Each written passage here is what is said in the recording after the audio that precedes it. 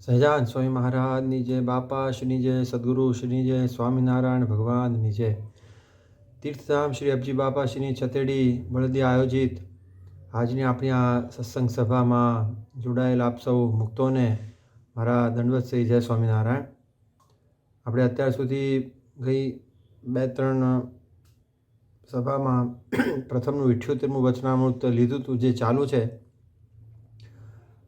શરૂઆતના 4 પ્રશ્નો લીધા હતા અત્યાર સુધી, તો હવે આજે એમાં આગળ લેવું છે. એમાં 5મો પ્રશ્ન નાનંદ શિવાનંદ સ્વામીનો. એમ કે સત્સંગમાં અચળ પાયો જેનો હોય તે કેમ જણાય? સત્સંગમાં અચળ પાયો જેનો હોય તે કેમ જણાય? એક પ્રશ્ન એ પૂછ્યો, અને બીજો જોડે પ્રશ્ન સ્વામીએ પૂછ્યો મહારાજને કે માન, કામ, ક્રોધ, લોભ, મોહ, મત્સરાદિક જે શત્રુ તે કયા પ્રકારે નાશ પામે? આ 2 પ્રશ્નો મહારાજને જોડે પૂછ્યા. શ્રીજી મહારાજે ખૂબ સુંદર વાત કરી કે જેને સત્સંગનો અતિ દ્રઢ પક્ષ હોય, મહારાજે પક્ષ રાખવાની વાત કરી કે કોઈનો અચળ પાયો સત્સંગમાં ક્યારે થાય કે જેમાં જેને જે વસ્તુમાં મમત્વ હોય, એ વસ્તુનું એને મહાત્મ્ય હોય, પછી એ પ્રત્યે એનો અચળ પાયો થાય. એને તો સ્વાભાવિક છે, આ લોકમાં પણ એમ છે કે જે વસ્તુ પામવાની વાત હોય, જેની વિશે હેત હોય, તો જેનો પક્ષ હોય એનો અચળ પાયો કહેવાય. એટલે મહારાજ કે જેને સત્સંગનો અતિશય અતિ દ્રઢ પક્ષ હોય અને સત્સંગનું કોઈ ઘસાતું બોલતું હોય, તો મહારાજ કે એ ખમી શકે નહીં, તે દુઃખી થઈ જાય. એટલે એના 3જા વચનામૃતમાં મહારાજ કે જેને ભગવાન ને ભગવાનના સંતનો મહાત્મ્ય છે નિશ્ચય હોય, તેણે ભગવાનને સંતને અર્થે શું ન થાય. એમાં જે ગુંદાળી કામના 2 કાઠી હરિભક્તની જે વાત કરી છે, સંતનો પક્ષ લઈને એમ કે પોતાને ગામ પધારેલા સંતોના માટે જ્યારે રસોઈ કરી અને ઘરડેરા એમ કે ત્યાંના આગેવાન કાઠીને ખબર પડી ને રસોઈ કરવા ન દીધી, તો એમને પોતે પણ મરાણા અને એમને પણ માર્યા. એમ સંતનો પક્ષ રાખ્યો. એમ બાપાશ્રીએ પણ કીધું છે એવી રીતે પક્ષ છે જે નિયમ નિશ્ચય સરખો જ છે, અને ઘણીવાર એનાથી પણ ચડી જાય. એમ એટલે એવા ભગવાનના સંબંધવાળા સંતનો પક્ષ રાખે, હરિભક્તનો પક્ષ રાખે, તો મહારાજ કે એનો સત્સંગમાં અચળ પાયો છે. પછી મહારાજે આગળ વાત કરી કે જેમ આપણા સગા સંબંધી હોય એની સાથે કોઈ કારણથી કચવાણ થઈ હોય, પણ પછી એનું કોઈ ઘસાતું બોલે તો આપણે ખમી ના શકીએ. કેમ? કારણ કે આપણને સગા સંબંધીનો પક્ષ છે. કેવી જબરી વાત કરી. મધના 59માં વચનામૃતમાં મહારાજ કીધું કે પોતાના સ્ત્રી છોકરા હોય તો કુપાત્ર હોય, આમ જનરલ વાત કરી. તેનો કોઈ રીતે કરીને અભાવ નથી આવતો. કેમ? કારણ કે એને પોતાના માન્યા છે, બાય ડિફોલ્ટ એ સમજણ એવી થઈ ગઈ છે કે આ મારા છે. એમ પણ એનો કુપાત્ર હોય તો પણ અભાવ આવતો. અને ભગવાનના સંત હોય તે સર્વે ગુણે સંપન્ન હોય, અને એણે એક જેવું તેવું એક લગાર એક કઠણ વચન કીધું હોય અને એની આટી જીવે ત્યાં સુધી મહારાજ કે મૂકે નહીં. એવો જે હોય તેને ભગવાનને સંત પર, એટલે એને જેવું સગા સંબંધી પર હેત છે એવું ભગવાનને સંત પર હેત કહેવાય નહીં, એવો પક્ષ ના કહેવાય. ત્યારે એનું કલ્યાણ પણ થાય નહીં. આવો શબ્દ મહારાજે કીધું 59માં અને મધના 60માં પણ મહારાજ કે ભગવાનને માં ભક્તે એમ કે કોઈનું જે વચન હોય તે તીખા બાણ જેવું જો હૈયામાં લાગતું હોય અને જીવિત ત્યાં સુધી આંટી મૂકે નહીં, એવું જે ચાંડાળ જેવો જીવ હોય તો તે ધર્મયુક્ત હોય, ત્યાગીયુક્ત હોય, તપીયુક્ત, એ સર્વે વૃથા છે. તેનું કોઈ કાળે કલ્યાણ થશે નહીં. આવી વાત કરી દીધી. કેટલી જબરી વાત છે.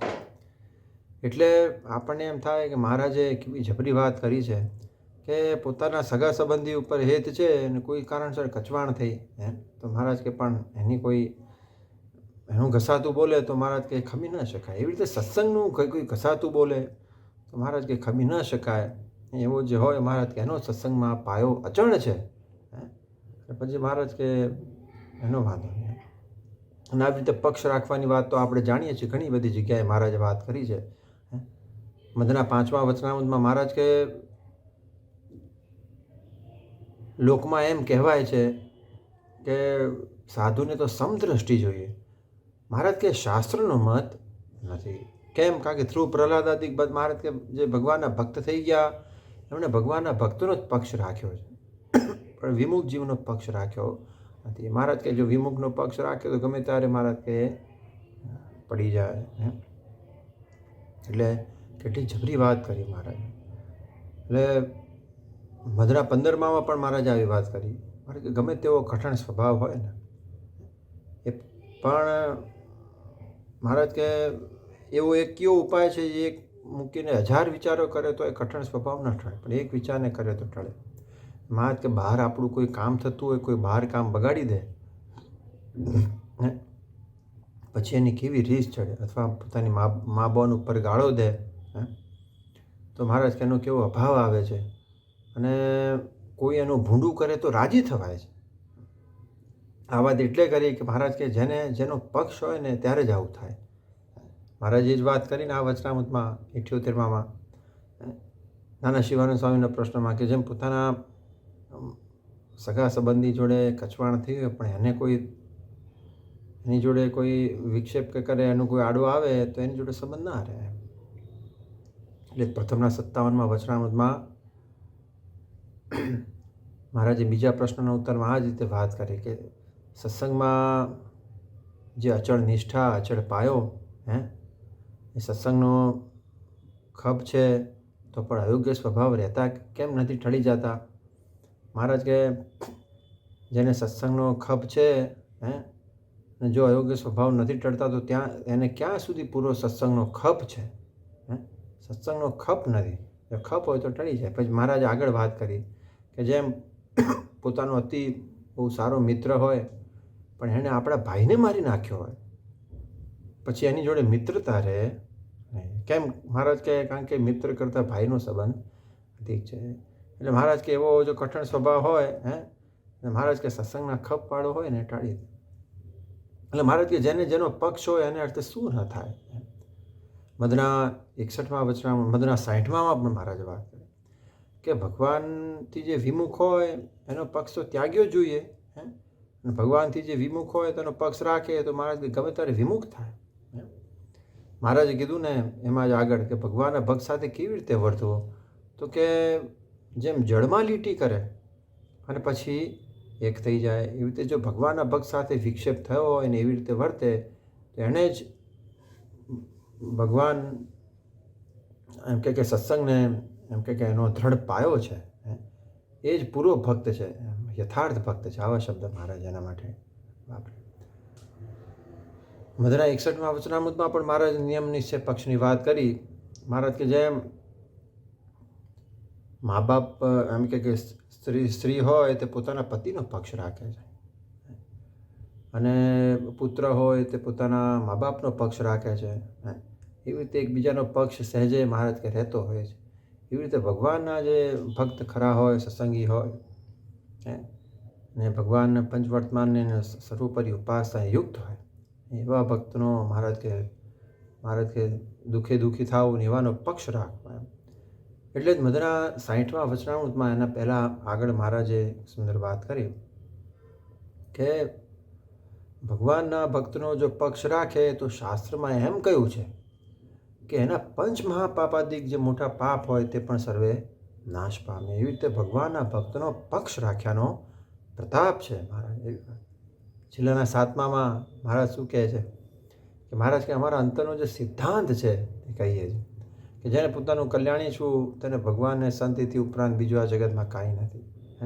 જેવી દેહને વિશે આત્મબુદ્ધિ વર્તે છે એવી ભગવાનના સંતની વિશે મહારાજ કે રાખવી અને ભગવાનના ભક્તનો સંતનો દ્રઢ પક્ષ રાખવો.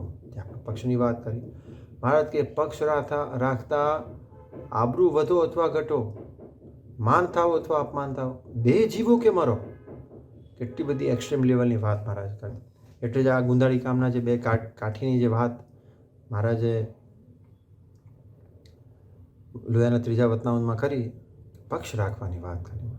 એટલે મહારાજે પ્રથમના 78માં કહી દીધું કે આવી રીતે જે ભક્ત વર્તતો હોય એનો જ પાયો સત્સંગમાં અચળ છે. અને મહારાજ કે પછી બીજો પ્રશ્ન જે હતો નાના શિવાનંદ સ્વામીનો કે માન, કામ, ક્રોધ, લોભ, મોહાદિક શત્રુ જે છે કેમ નાશ પામે? તો મહારાજ કે જેને આવી રીતનો સત્સંગનો જેને દ્રઢ પક્ષ છે એ ભગવાનના સંત સાથે કેવી રીતે માનાદિક રાખી શકે? ન જ રાખે. કેટલી સરસ મહારાજે વાત કરી. અને એ જ વાત આપણે હમણાં જોઈએ મધના 59માં મહારાજે કીધું કે પોતાના સ્ત્રી છોકરા હોય તે કુપાત્ર હોય તો પણ તેનો કોઈ દિવસ અભાવ આવતો નથી. કેમ? પક્ષ છે એટલે. કેટલી જબરી વાત મહારાજ કરી. એટલે એવી રીતે મહારાજ કે કીધું ને લોયાના 17માં વચનામૃતમાં કે સંતની સભામાં જાય છે ત્યારે પોતાને માન નથી જડતું, ત્યારે સંતનો અભાવ આવે છે. પણ મહારાજ કે જ્યારે ભગવાનનો સંતનો મહિમા સમજે ત્યારે કેમ અભાવ આવે? પછી મહારાજે મુંબઈના ગવર્નર સાહેબની વાત કરી કે મુંબઈનો ગવર્નર સાહેબ હોય તો ખુરશી નાખીને બેઠો હોય, એમાં કોઈ ગરીબ સરખો મહારાજ કે વ્યક્તિ માણસ જઈને બેઠો હોય અને એને જ્યારે બોલાવે નહીં સભામાં અને જો ખુરશી ન નાખી દે તો તેને શું ધોખો થાય છે? અને મહારાજ કે શું એને ગાળ દીધાનું મનમાં થાય છે? નથી થતું. એ જાણે છે કે આ તો સમગ્ર પૃથ્વીનો પાછા ને હું તો કંગાલ છું, એમ તો રાજા છે, એ મને ના બોલાવે મારે શું? એમ મહારાજ કે એવી રીતે જ્યારે પક્ષ રહે, એવી રીતે જ્યારે મહિમા સમજાય ત્યારે ભગવાનને સંતનો અભાવ આવે. એટલે મહારાજ કે આવી રીતે જેને દ્રઢ પક્ષ હોય એનો અભાવે કેમ આવે? અને એની આગળ માનાદિક શત્રુ પણ કેમ રહે? એટલે જ મહારાજ કીધું લોયાના 16માં કે સંતનો અભાવ જાણે કરીને આવે કે જેને માન હોય ને એને સંતનો અભાવ આવે છે. માનીનો સ્વભાવ કેવો મહારાજ કહેવાય કે પોતાને વખાણે એનામાં 100 અવગુણ હોય તો એકે દેખાય નહીં, અને પોતાને ન વખાણતો એનામાં 100 ગુણ હોય અને એનો એક મહારાજ કે એક જેવો તેવો અવગુણ હોય એનો તો પ્રથમ મહારાજ કે મન એને કર્મે કરીને પછી દેહે કરીને એનો દ્રોહ કરે. એટલે મહારાજ કે એટલે જ પ્રથમના 35માં મહારાજ કીધું, મુક્તાનંદ સ્વામી કીધું કે આસુરી બુદ્ધિ જ્યારે થાય ને તો મહારાજ કે તો ભગવાનને સન્મુખ થાય જ નહીં. મહારાજ કે એવી આસુરી બુદ્ધિ ન થાય એનો ઉપાય કોને? એટલે મહારાજ કે ક્રોધ, માન, ઈર્ષા અને કપટ એ ભગવાનને સંત સાથે જો ન રાખે તો આસુરી બુદ્ધિ કોઈ દિવસ થાય. મહારાજ કે જો રાખે તો જય વિજય ઘણા ડાયા હતા, સંકાદિક સંગાતે માને કરીને દ્રોહ કરી બેઠા. એ જ વાત મહારાજે પ્રથમના 76માં કરી. મહારાજ કે ક્રોધી, માન, ઈર્ષાવાળો અને કપટી એ 4 વાના હોય ને તે સત્સંગી હોય તો એની સાથે મારે બને નહીં. પણ મહારાજ કે આ ક્યારે ન થાય કે જ્યારે અચળ પાયો, એ અચળ પાયો ક્યારે? તો મહારાજ કે આવી રીતે સત્સંગીનો મહારાજ કે સત્સંગનો પક્ષ દ્રઢ પક્ષ રહે. અને મહારાજે આગળ પ્રથમના 78માં વાત કરી કે આવી રીતે જો સત્સંગનો પક્ષ ન રહે અને સત્સંગી અને કુસંગીની વિશે સમાન બુદ્ધિ જેની હોય એ સત્સંગમાં રહ્યો હોય તો પણ એ ગમે ત્યારે મહારાજ કે જરૂર વિમુખ થાય. મહારાજ કે સત્સંગી અને કુસંગીને વિશે એટલે જ મધના 60માં વચનામૃતમાં કીધું ને કે લોકમાં કોઈ એમ કે આપણે તો બધાએ સાધુ સરખા, કોને સારો નરસો કહીએ? એવી રીતે પોતાની માન રાખવા સારું, પોતાનું માન રાખવા સારું. સત્સંગીનું સંત કે ભગવાન કે સંતનું ઘસાતું કોઈ બોલે એને સાંભળી રહે તો મહારાજ કે એને વિમુખ સરખો જાણવો, પક્ષ રાખવાની વાત આવે. એટલે મહારાજે રહસ્યાર્થમાં બાપાશ્રીને સ્પષ્ટતા કરી કે કેવી રીતે સમજે તો વિમુખ કહેવાય. બધા સાધુ સરખા કે સિદ્ધ દશાવાળાને સાધન દશાવાળાને સરખા કહે, એને વિમુખ કીધો. અને સાધન દશામાં પણ એકાંતિકની સ્થિતિ હોય અને એવા ના હોય એને સરખા કહે, અથવા પંચવર્તમાની યુક્ત હોય અને ભગવાનની સર્વોપરી ઉપાસના હોય તેને, ને આજ્ઞાની ઉપાસનામાં જે કચાશવાળા હોય તેને સરખા કહે. અને 32 અક્ષરે સંત યુક્ત હોય અને એવાનું ઘસાતું બોલે ને સાંભળી રહે એવા બધાને બાપાશ્રીએ ત્યાં સ્પષ્ટતા કરી કે એને પણ એને વિમુખ કીધા છે. એટલે સત્સંગમાં દ્રઢ પાયો મહારાજ કે કેનો રહે એમ. એટલે લોયાના 5મા વતનામૃતમાં મહારાજે જ પ્રશ્ન પૂછ્યો કે ત્યાં બીજી રીતે મહારાજે સરસ ઉત્તર કર્યો એમ, રિલેટેડ જ છે. એટલે મહારાજ કહે કે સત્સંગમાં અચળ પાયો કેનો હોય એમ, કેનો થાય? આમાં કેનો જણાય કીધું, ત્યાં કેનો થાય કીધું મહારાજે. એટલે મહારાજ કહે કે જેમ દત્તાત્રેય મહારાજ કે પંચભૂત, વેશ્યા, કુમારી, પોતાનો દેહ, ચંદ્રમા, આ બધામાંથી મહારાજ કે ગુણ લીધા. એવી રીતે મહારાજ કે જેને સંતનો ગુણ ગ્રહણ કર્યાનો મહારાજ કે જે સ્વભાવ હોય તેનો જ પાયો સત્સંગમાં અચળ થાય છે. અને મહારાજ કે જેને ભગવાનના સંતનો ગુણ ગ્રહણ કર્યાનો જો સ્વભાવ ન હોય તો ગમે ત્યારે મહારાજ કે પડી. કારણ કે ભગવાનને સંત જ્યારે કચવાય કે મહારાજ કે ત્યારે પોતાનો જો અવગુણ ન લે, સંતનો અવગુણ લે. મહારાજે કીધું છેલ્લાના 35માં શુક સ્વામીએ પ્રશ્ન પૂછ્યો કે જેને ભગવાનનો ને સંતનો ને વિશે જેને અચળ, જેનો દ્રઢ આશ્રય હોય, અચળ આશ્રય હોય, નિષ્ઠા હોય, તે કેમ જણાય. અને મહારાજ કે દેશ કાળાદિકના વિષમપણામાંથી પણ એ મહારાજ કે દેહમાં સુખ દુઃખ આવે તો પણ મહારાજ કે કોઈ કાળે ટળે. શુક સ્વામી કીધું કે કોઈ કાળે ટળે નહીં. કેમ જણાય? એના મનનો વિચાર, દેહનો આચાર ને મનનો અભિપ્રાય તે કેમ હોય તે કહો. એની સમજણ કેવી હોય, એ બોલતો હોય તો આમ ખબર પડે કે હા. મહારાજે 2 વાત કરી ત્યાં. મહારાજ કે એક તો જેને ભગવાનની જ મોટપ હોય અને ભગવાન સિવાય બીજું કોઈ પદાર્થ અધિક ન જાણતો હોય, ભગવાન સિવાય બધું તુચ્છ જાણતો હોય, એક મહારાજે એ વાત કરી. અને બીજી વાત એ કરી કે ભગવાનને સંત જ્યારે એની પ્રકૃતિને મરોડે ત્યારે કચવાઈ જાય નહીં ને મૂંઝાય નહીં. અને સંતનો કોઈ દિવસ એમ કે અભાવ અવગુણ લે નહીં, પોતાનો જ અભાવ અવગુણ મહારાજ કે લે. એવું મહારાજ કે જે હોય એનો એમ જાણીએ ભગવાન ને સંતનો એને અચળ આશ્રય છે. અહીંયા જે અચળ નિષ્ઠા કીધી, અચળ પાયો કીધો, અચળ આશરો મહારાજે અચળ આશ્રય કીધો મહારાજ. એટલે આ જુદી જુદી જગ્યાએ મહારાજે આવી સુંદર વાતો કરી છે. એટલે પ્રથમના 78મા વચનામૃતમાં આપણે આ પ્રશ્ન નાના શિવાનંદ સ્વામીનો હતો. પછી નાના આત્માનંદ સ્વામીનો પ્રશ્ન. સ્વામી મહારાજને પૂછ્યું કે ભગવાનને અને સંતને કેટલાકને તો નિધડક થઈને જેમ કહેવું ઘટે તેમ કહેતા હોય છે. અને એની કોનો એને ભરોસો આવે એમ કે આને કહીશું તો વાંધો નહીં આવે, સત્સંગમાંથી પડી નહીં જાય. એવો ભગવાન અને સંતને આપણી વિશે કેમ એવો ભાવ આવે? એટલે પછી બીજો પ્રશ્ન પણ સ્વામીએ જોડે પૂછી લીધો, નાના આત્માનંદ સ્વામી, કે જે સંત પાસે આપણે રહેતા હોઈએ કેટલા બધા સૂક્ષ્મ બાબતોને મહારાજને મોટા મુક્તોએ પ્રશ્નોત્તરી દ્વારા એમ કે મુમુક્ષુ જીવ ભગવાનના ભક્ત હોય અને પોતાના જીવનમાં જે સમજણની, જે જ્ઞાનની દ્રઢતા કરવી જોઈએ, જે અંગ દ્રઢ કરવું જોઈએ, એની બધી આ પ્રશ્નોત્તરી દ્વારા મહારાજે કેવી સુંદર દ્રઢતા કરાવી. કે જે સંત પાસે આપણે રહેતા હોઈએ એને આપણી ઉપર હેત હોય, એવી રીતે સમગ્ર સંતને કેવી રીતે હેત થાય? આવા 2 પ્રશ્નો નાના આત્માનંદ સ્વામી મહારાજને પૂછે.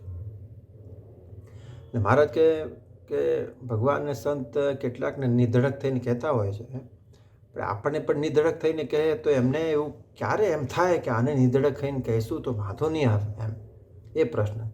એટલે મહારાજ કે હમણાં જેમ નાના શિવાનંદ સ્વામીના પ્રશ્નનો ઉત્તર કર્યો ને, કે જેને એવો સત્સંગનો અચળ મહારાજ કે એવો પાયો ક્યારે થયો તો કે જેનો સત્સંગનો અતિ દ્રઢ પક્ષ હોય. જેને અતિ દ્રઢ પક્ષ હોય એને કહેતા ભગવાન અને સંતને બીક લાગે ને કે આનો તો પાયો અચળ છે અને ગમે તેવું એને કહેતા સાંભળતા, 2 શબ્દ મૂક્યા મહારાજ, એને કહેતા સાંભળતા મહારાજ કે બીક ન લાગે. ગમે તેવું કહીશું તો કે એને ઠેકાણું નહીં રહે. એમાં છેલ્લાનું 35માં કીધું કે ગમે તેવું પ્રકૃતિને મરોડે તો પણ એનું સંતનો અભાવ કોઈ દિવસ ના લે એમ. એટલે એનું ઠેકાણું નહીં રહે એવું નહીં થાય એમ. મહારાજ કે એને કોઈ દિવસ અભાવ નહીં આવે, એનો તો કુવિશ્વાસ આવે જ નહીં, એનો તો વિશ્વાસ જ મહારાજ કે આવે કે આને ગમે તેવી રીતે વળીશું કે ગમે તેવો તિરસ્કાર કરીશું તો પણ મહારાજ કે સત્સંગમાં એને નિધડક થઈને કહેવામાં કંઈ બાદ નથી.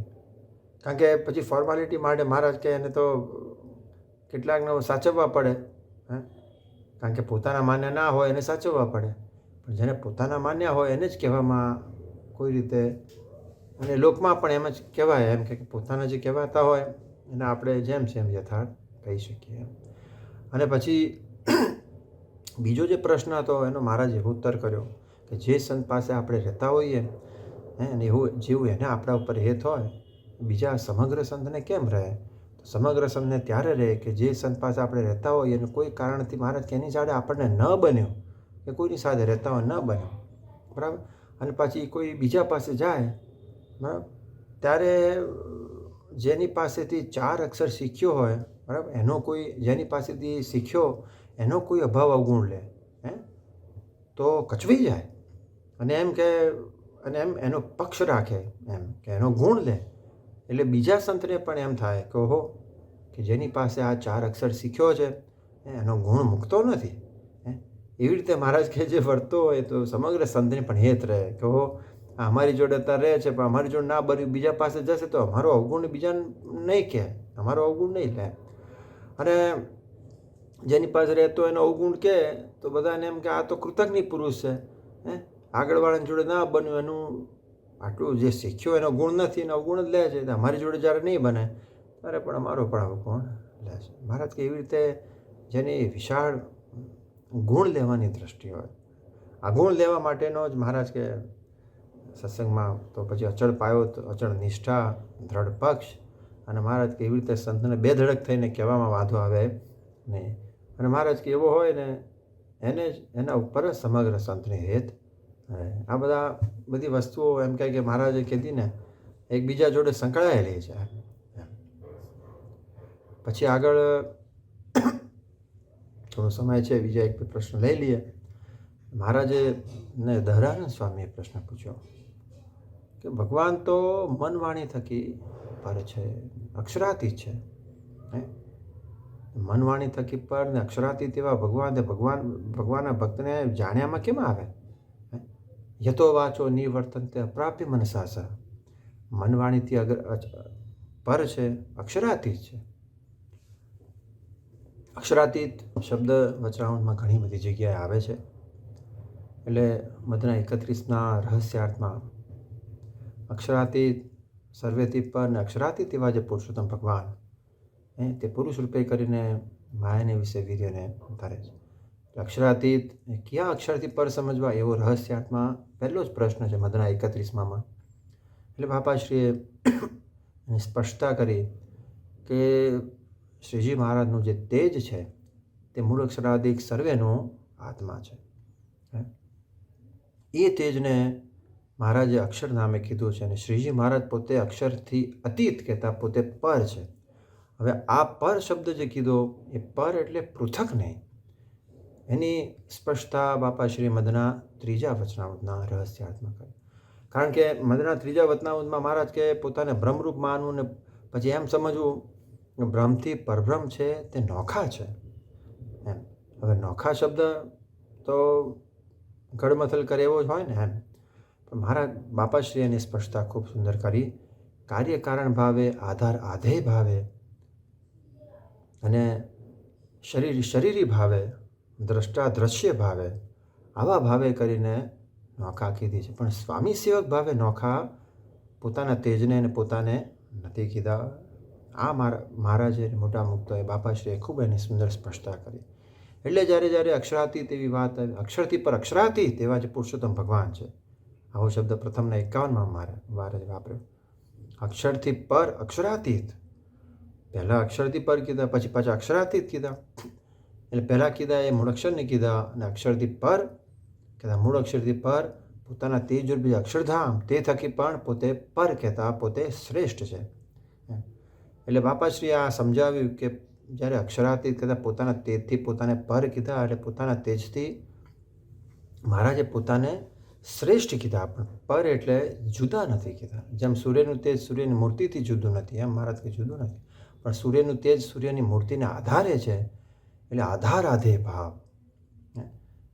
એટલે એના મુખ્ય કારણ તેજના શ્રીજી મહારાજ છે. એટલે મહારાજે પોતાને પર કીધા, પર કહેતા શ્રેષ્ઠ કીધા. એટલે જ પ્રથમના 73માં વચનામૃતમાં મહારાજ કીધું કે જ્યારે સમાધિ થાય છે ત્યારે બ્રહ્મના સ્વરૂપમાંથી કોઈ કાળે પાછું નિસરાતું નથી એમ. પણ મહારાજ કહે જો એમાં અધિકપણું માની લે બ્રહ્મના સ્વરૂપ, બ્રહ્મના પ્રકાશમાં કહેતા પોતાના બ્રહ્મજ્યોતિનો જો સમૂહ તેની એક કિરણના પ્રકાશને બ્રહ્મનું સ્વરૂપ ને બ્રહ્મનો પ્રકાશ કીધો છે. સમગ્ર અક્ષરધામ નહીં પણ એની કિંચિત એક કિરણના પ્રકાશને. તો જેટલી સ્થિતિ થાય એટલું તેજ દેખાય એમ બાપાશ્રીએ સ્પષ્ટતા કરી. પણ એમાંથી કિંચિત પ્રકાશને પણ કોટી કોટી સૂર્યચંદ્ર અગ્નિસર્ગો પ્રકાશ કીધો 71માં. તો મહારાજ કે એનામાંથી કોઈ કાળે કારણ કે જે શ્રીજી મહારાજનું તેજ અનંત મૂળ અક્ષરાધિકને ધારી રહ્યું હોય, જેની અન્વય શક્તિ દ્વારા તેજ દ્વારા મૂળ અક્ષરાધિક અનંત બ્રહ્માંડ સુખ્યા હોય, એમાં કેવું સુખ હોય. પણ મહારાજે કીધું કે જો એમાં અધિકપણું માની લે અને પ્રત્યક્ષ ભગવાનની મૂર્તિને ન્યૂન સમજે તો મહારાજ કે ઉપાસનાનો ભંગ થયો. આ મુદ્દો એટલે લીધો કે મહારાજે જેમ કીધું ને પોતાના અક્ષરાતીત એટલે પર અતીત એટલે પર દ્વારા શ્રેષ્ઠ સમજવો પણ પર દ્વારા જુદા ના સમજવા. કેમ કે મહારાજે એમ કીધું કે જો તેજને વધારે શ્રેષ્ઠ માને તો ઉપાસનાનો ભંગ થયો. ત્યાં પોતાની મૂર્તિને મહારાજે શ્રેષ્ઠ કીધી છે. એટલે જ કીધું લોયાના 14માં મહારાજ કે એકલું તેજ દેખાય તો કષ્ટ પામવો, મહારાજે કહી દીધું. એટલે પ્રશ્ન એમ છે કે દહરાનંદ સ્વામીએ પૂછ્યું કે ભગવાન તો અક્ષરાતીત છે ને મન વાણી થકી પર છે. તો ભગવાનના ભક્તને દર્શન કરે છે પણ મને મનવાણીથી પર હોય તો એનો નિશ્ચય કેવી રીતે થાય અને જણાય કેવી રીતે, જાણ્યામાં કેવી રીતે આવે. એટલે જ કાર્યાણીના પહેલામાં ચૈતન્યાનંદ સ્વામીનો પ્રશ્ન છે કે ભગવાન મનવાણી થકી પર છે અને ગુણાતીત છે. બે શબ્દો વાપર્યા. તો ગુણાતીત ને મનવાણીથી પર ભગવાન જાણ્યામાં કેમ આવે. એટલે મહારાજે પછી બહુ વિસ્તારથી વાત કરી. મહારાજ કે દેહ, ઇન્દ્રિયો, અંતઃકરણ, પછી વૈરાજ, પંચભૂત, અહંકાર, મહત્તત્વ, પ્રાણ પુરુષ આદિ સર્વે કાળ એ માયાને નામરૂપપણાને પમાડે છે, અરૂપપણાને પમાડે છે. આ બધું કરે છે. એ કાળને પણ બધાને મહારાજ કે ભગવાન પ્રકાશે છે. એવા જે ભગવાન તે મનવાણીથી પર છે તો કેવી રીતે જીવના જાણ્યામાં આવે. એ જ પ્રશ્ન છે. ધ્યાન સ્વામી કે જ પ્રશ્ન છે. મહારાજ કે એનો ઉત્તર એમ છે કે એ ભગવાન આ સૃષ્ટિનું જે કરવું અને જીવ પ્રાણી માત્રને એમ કે 24 તત્વનો જે દેહ આપવો, મન ઇન્દ્રિયો આદિકનું સૃજન કરવું એ પોતાને અર્થે નથી. ઉત્પત્તિ આદિ કરવું એ પણ પોતાને અર્થે નથી. જીવના કેવળ કલ્યાણને અર્થે છે. મહારાજ કે 4 વસ્તુને અર્થે છે. શું તો કે જન્માંતરને જવાને વિશે, જન્મને અર્થે, લોકાંતરને વિશે જવાને અર્થે, વિશે ભોગને અર્થે અને મોક્ષને અર્થે. મહારાજ કે ઉત્પત્તિ સ્થિતિને પ્રલય તેનું કરવું છે.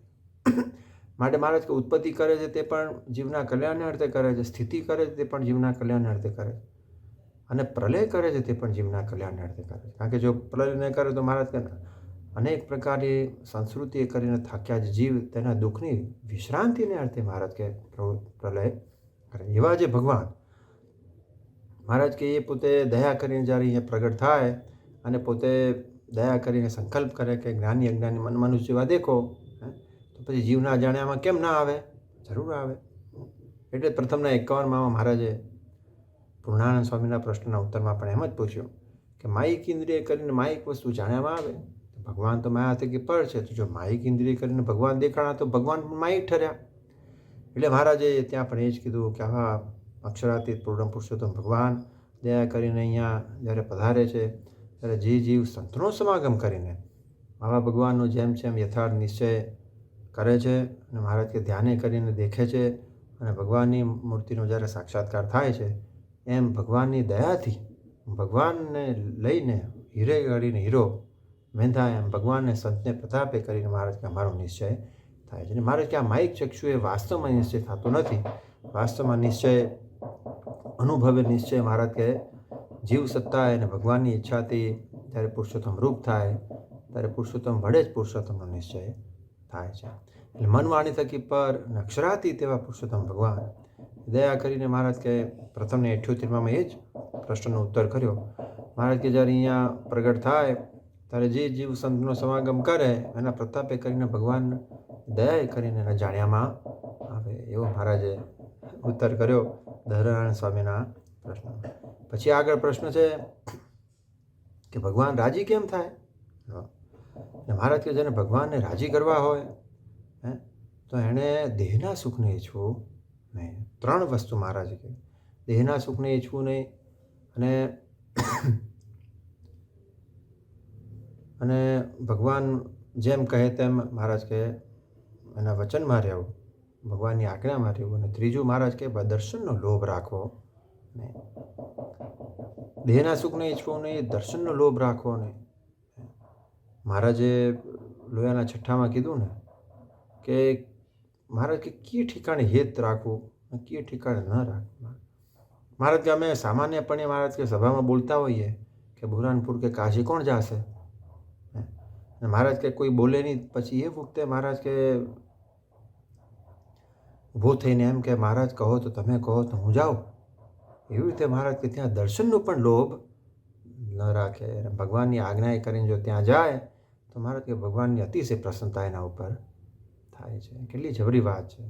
પ્રથમના 73માં પણ જે છેલ્લો પ્રશ્ન છે ને, મહારાજે કીધું કે જેણે મન અર્પ્યું અને મન ન અર્પ્યું હોય તેના શા લક્ષણ છે. એટલે મહારાજે કીધું કે જેણે મન અર્પ્યું હોય ને એને તો ભગવાનની કથાઓ થતી હોય, દર્શન થતા હોય, જો પોતે વખતે ન હોય તો પોતે કચવાઈ જાય. અને ભગવાનની દર્શનને કથામાં અતિશય, પહેલું લક્ષણ એવું કીધું. અને બીજું લક્ષણ એમ કીધું કે પોતે પાસે રહેતા હોઈએ ભગવાન જો આજ્ઞા કરે કે બુરાનપુર કાશી ગમે ત્યાં જાઓ, ભગવાનના દર્શનનો લોભ ન રાખે, મહારાજ કે ત્યાં જાય ને તો મહારાજ કે એવી રીતે ભગવાનના ગમતામાં રહે તો ભગવાનનો અતિશય મહારાજ કે રાજીપો થાય. અને મન અર્પ્યું ના હોય એને તો કહેતાય મહારાજ કે બીક લાગે, શું જાણી અવળું સમજશે, શું સમજશે એમ. એટલે મહારાજે મન અર્પ્યું અને મન ન અર્પ્યું એની મહારાજે લક્ષણ કીધા. એમાં આ વાત કરી કે દર્શનનો લોભ ન રાખો. કેમ કે જેને ભગવાનની વિશે મહારાજે કીધું ને મધના 28માં વચનામૃતમાં, મહારાજ કે જેને ઉપર ભગવાનને ભગવાનના સંતનો રાજીપો છે, અને જો ભગવાનને ભગવાનના સંતનો રાજીપો છે ને તેને અર્થે મહારાજ કે કેટલાય વર્ષ મહારાજ કે એનાથી ભગવાનને સંતથી જુદા રહેતા હોઈએ તો એનું ખૂબ સારું જાણું છું. કેમ તો એની ભેળા જ છે. મહારાજ કે ભગવાનના ધામમાં જ બેઠો છે. અને મહારાજ કે જો ભગવાનનો રાજીપો ન હોય ને જોડે રહેતો હોય તો મહારાજ કે એને હું સારું નથી જાણતો. ધામમાંથી પણ પડશે, ધામમાં રહેતો અને ધામમાંથી પડશે. એટલે જે જગ્યાએ પોતે મનુષ્ય રૂપે વિચરતા હોય એ રૂપી જે ધામ, તેમાં મનુષ્ય રૂપે ભેગો રહેતો હોય, પણ જો ભગવાનનો રાજીપો ન હોય તો, ગમતામાં ન વર્તો હોય તો મહારાજ કે એવો જેવો છે એવો રાજીપો થાય. અને કેટલી જબરી વાત છે. ભગવાનને સંત એવા મનુષ્ય રૂપે પ્રગટ હોય અને પછી આજ્ઞા કરે કે આમથી છીટા રહો તો એમ. પણ એમાં જેણે મહારાજ કે જો મન અર્પ્યું હોય, મહારાજ કે એનાથી આ શક્ય બને. અને પોતે ખરેખર વ્યક્તિગત વિચાર કરીએ તો એમ થાય કે એનું છેટે મૂકીને કેમ જવાનું મન થાય. પણ મહારાજે કાર્યાણના 11માં અનાદિમુક્ત સચ્ચિદાનંદ સ્વામીના દ્રષ્ટાંત દ્વારા આ વાતની ખૂબ દ્રઢતા કરી છે. આપણે જાણીએ છીએ સચ્ચિદાનંદ સ્વામીના મીશે મહારાજે એવા ભક્તની વાત કરી કે જે પંચ વિષય વિના જગતના જીવ પ્રાણી માત્રને લેશમાં તો રહેવાતું નથી, એનો જેણે અતિશય અભાવ કર્યો છે અને પંચે પ્રકારે ભગવાનની વિશે જોડાણો છે, એવા ભક્તને ભગવાન આજ્ઞા કરે કે આમથી છીટારો તો જો છીટારે તો એના વગર જીવાય નહીં. ભગવાન વગર ક્ષણ માત્ર રહેવાતું નથી. અને જો છીટો ના જાય તો ભગવાનની આજ્ઞા લોપાય. તો મહારાજ કે એનો ઉત્તર એ છે કે એવા જે ભક્ત છે એને આંખનું મટકું મારે એટલી ક્ષણ માત્ર પણ ભગવાન એમ થઈ જુદા રહેતા નથી. મહારાજ કે જો ભગવાનનો ભક્ત એવી સમજણ દ્રઢ કરે તો એને ક્યારે પણ એમ ન થાય કે આપણે જુદા છીએ. એવી રીતે મહારાજે મન અર્પ્યું ન અર્પ્યું એની વાત કરી. અને આપણે આ પ્રશ્ન લીધો ભગવાન રાજી કેમ થાય એમ. અને ભગવાન રાજી કેમ થાય તો એવા ઘણા પ્રશ્નો છે, આપણે જાણીએ છીએ. પ્રથમના 21માં જેને ભગવાનને અતિ પ્રસન્ન કરવાની ઈચ્છા હોય એટલે મહારાજ કે ધર્મ જ્ઞાન વૈરાગ્ય ભક્તિની સંપૂર્ણ દ્રઢતા થાય તો ભગવાન અતિ પ્રસન્ન થાય. અને મધના 25માં પણ મહારાજે સ્વામી પ્રકાશાનંદ સ્વામીના બીજા પ્રશ્નના ઉત્તરમાં આ જ ભગવાનને સંત અતિશય રાજી કેમ થાય. ઘરમાં મહારાજ કે માંડ કંઈ ખાવાને ઠેકાણા ના હોય, એક મહારાજ કે અન્ન મળતું હોય અને પછી જ્યારે મહારાજ કે 1 ગામનું રાજ્ય આવે, 5 ગામનું, 50 ગામનું, 100 ગામનું આવે, ઇન્દ્રનું રાજ્ય આવે તો પણ જેવો પોતે પ્રથમ સંત આગળ કંગાલ હતો